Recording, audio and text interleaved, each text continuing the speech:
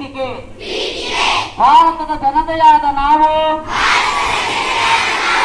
ಭಾರತವನ್ನು ಸಾರ್ವಭೌಮ, ಸಮಾಜವಾದಿ, ಧರ್ಮ ನಿರಪೇಕ್ಷ, ಪ್ರಜಾಸತ್ತಾತ್ಮಕ ಗಣರಾಜ್ಯವನ್ನಾಗಿ ರೂಪಿಸುವುದಕ್ಕಾಗಿ ಭಾರತದ ಎಲ್ಲ ಪ್ರಜೆಗಳಿಗೆ ಸಾಮಾಜಿಕ, ಆರ್ಥಿಕ ಮತ್ತು ರಾಜಕೀಯ ನ್ಯಾಯವನ್ನು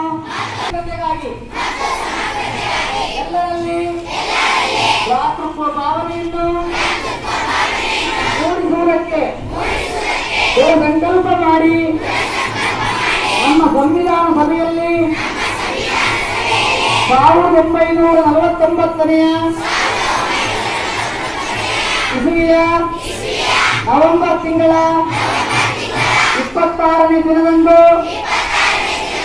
ಈ ಸಂವಿಧಾನವನ್ನು ನಮಗೆ ನಾವೇ ಅರ್ಪಿಸಿಕೊಂಡು ಅಂಗೀಕರಿಸಿ ಶಾಸನವಾಗಿ ಇರಿಸಿಕೊಂಡಿದ್ದೇವೆ.